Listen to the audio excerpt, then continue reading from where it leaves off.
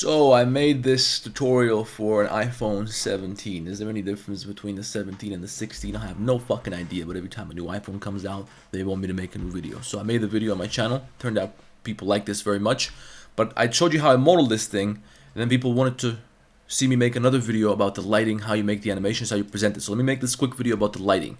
So let's say you got a perfect fucking model, and this is a mistake that I see people make all the time. You got a perfect, great model, good textures, everything is beautiful, but the result looks shit, the render looks shit because you don't know how to set up your lighting. So I'm going to show you how you can set up your lighting. It's very simple. It's pretty simple stuff. I'll show you some of the basics, and then if you guys want some more explanations for something, let me know. I can make another video, okay? So I got my 3 iPhones right here, okay?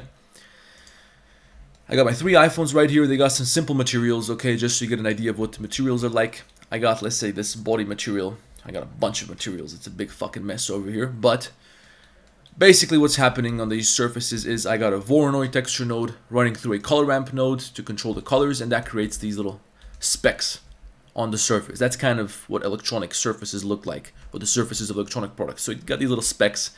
This is how I got my color ramp node, my Voronoi texture node, and then I got my node wrangler. If you don't have your node wrangler, you have to go to edit preferences, add-ons, type in node wrangler, enable that shit.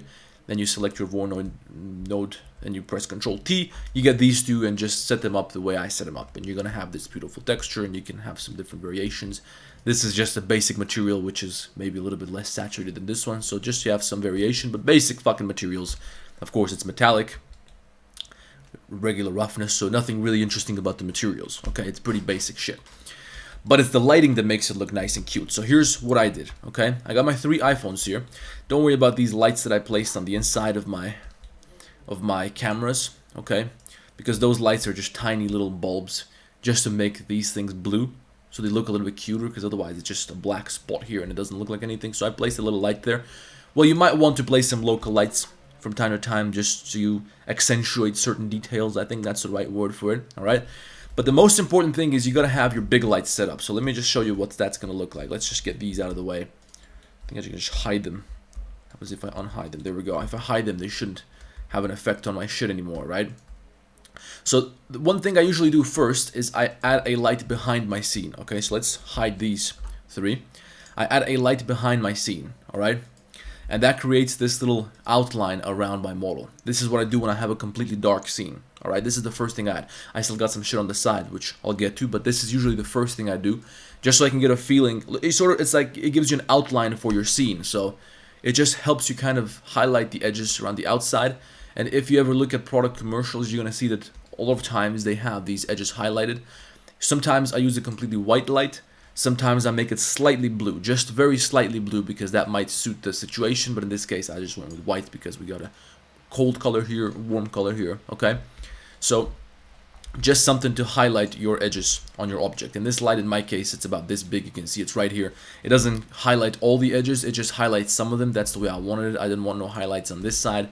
I just wanted highlights up here at the top and a little bit on the side, and that's it, okay? Of course, you can move this around, change the size. My power is 107. My exposure here is 4.97, whatever the fuck, okay? Color is basic white. That's one thing. Now, let me just quickly cover my environment texture, because this is important, and also have this black plane covering something which we don't want right now. I have this, you see how it's like there's an enormous white glowing sphere in the background. I create this as a gradient because that makes for very nice lighting when you're rendering something. Okay, let me show you how I do that. Normally, by default, here's what you do, by the way, guys, if you didn't see that. When you go to your shading settings where you edit your nodes, you change from object to world, and now you're changing the texture for the entire fucking globe. Okay, so for the environment, not just the objects, right? So now, by default, it's going to look like this. You're just going to have this, and it's going to be gray, probably, and it looks like shit. Nobody renders with this stuff. You have to, this is one of the most important things, guys. You will never get very far unless you know how to handle these things properly. So this is super important. I just change it to black to begin with, and then I add my gradient texture node. So shift A gradient texture, you place that right there. You run that through a color ramp node, okay, and you plug that into color. And by default, that's going to look probably something like, it looks like we don't even need these nodes back here, but maybe you need them to adjust the rotation. But you add your gradient texture node, you run it through a color ramp node where you place your markers like this, the way I have them here, just to adjust the shape and the size of this circle in the back because I want it to be about this large. This is white. I pull that to the left a little bit. I pull this to the right a little bit, so it's near the middle here, or near the 1/3, let's say. Gradient texture. And then I usually add a node wrangler here just so I can adjust the rotation, so I can control the position of this sphere. So imagine this is an object rotating around the world origin. You can rotate this to control its position. You place that wherever you like it. I wanted to have mine on the left side because that's how I like my reflections. Alright? So you can see that lights up my phone nice and soft. It's a little bit softer than just having an area light, so this is just good environmental lighting for me. Now, speaking of reflections, that's where this big black surface comes in. Alright? So I have this big black surface, and let me cover these lights here as well. Let me get rid of them so you don't see them. But I have this big black surface, this huge black plane over here, which just covers the gradient over there in the back. Not completely, because it still plays an effect on these things, but it has a different effect. Okay, so for example, this here is a little bit less. Right now it looks like it's a unicolor. It's just unicolored, one color, one shade of gray. When you add this black thing, it makes some of the edges darker. It makes some of the reflections a little bit softer. I just liked how that looked. Okay, and by the way, you can bring this closer if you want to. You can make it smaller, you can make it thinner. It's just black, so it blocks some of the environmental light, and that just controls the reflections. The reflections are super important. You want to pay very close attention to your reflections. So this is where the other lights come in, because now I want to have, say, a light. Do I have any lights over here in the back? I don't. I have one light underneath. Let's see what that does for us. And you can see if we delete that, it shows you what that light does. Okay, so this light gives me these highlights over here underneath. On the underside of the camera, it gives me this reflection. Also on the underside of the camera, I looked at an existing commercial, and the cameras here, they had these highlights on 3 places. Okay, so one from above, one from below, that's the light I'm telling you about now, and one from the side over there. So that's basically the main reason why I have these lights. I have this one down here. It also creates this little gradient on the phone. Okay, also creates this different lighting on the underside of the phone, but see, if you delete that, it just becomes more boring, but it still looks pretty nice. Maybe you can make it softer or weaker if you want to, then it's still going to give you some highlight, but it's going to be a little bit darker. You play around with this shit until it looks right, but I'm just showing you the way I set it up. And then we have this thing on the side, which gives us this big highlight here, okay, on the side of this phone, and also gives us these reflections on the cameras. So that's super important. You always want to pay attention to the reflections.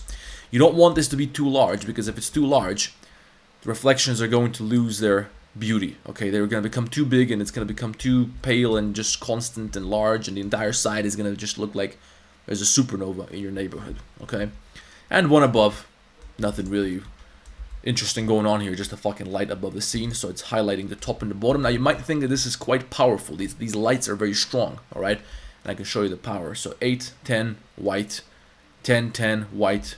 Down here we got 10, 10 white, and then this one's 107 times 5. This is just a multiplier for this value from what I could put together. This exposure thing, it sounds fancy, but it just multiplied whatever the fuck you have above, so it's easier to control.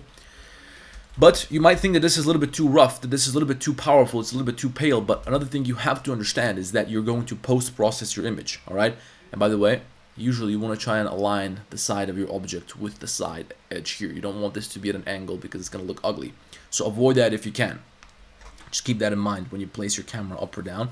So what you do is you take this object, and once it's rendered, once this image is rendered, and you want to use a lot of samples when you render this stuff, especially if you're rendering just single images. Crank that shit up to 2000 if you have to. See, look, I'm lagging because of my fucking thing is probably going to crash on me now. It doesn't want to finish rendering because I'm recording at the same time, but there we go. What you do is you save this image to your computer, you take it out to an image editing program. You can do it on your phone, you can do it with whatever, okay? If you don't want to get PaintNet or whatever the fuck. And you go to process the image a little bit. So just basic stuff will do it for the most part. Brightness, contrast. I like to turn up the contrast a little bit and slightly turn up the brightness. Then I increase the saturation just a little bit, usually by maybe 10%. Maybe I change the tint. Maybe I add some extra noise, so I render noise on top of the image. If I can, if you can do that, sometimes it works very nicely. Sometimes you adjust the sharpness. Sometimes you want to play around with these things a little bit. Maybe you want to make it a little bit blurry in some parts, you know. But generally speaking, you just want to do some very basic. Maybe you want to put a filter over it or something if you can. Maybe it looks nicer. You just want to do some very basic post-processing to make the colors look a little bit nicer. It will make a huge difference, okay? So that's how you go from having a beautiful object that looks like shit in your render to having even the most basic object, which can look beautiful in your render with just a little bit of basic lighting setup. So this stuff here worked in this case, but usually you want to play around with something similar. You want to pay attention to where the light's coming from, how the light is reflecting, okay? And where the shadows are. You can create shadows by blocking these things, okay? If you guys want to learn more tips about how I make these things in Blender, check out Blender Masterclass course. It's down in the description. I got a million different tips for how I do these things. Basically everything I ever use in Blender is explained in that course, so you guys can go check that out. Like the video, subscribe to the channel, and let me know in the comments what you want to see next, and I'll see you guys in the next one.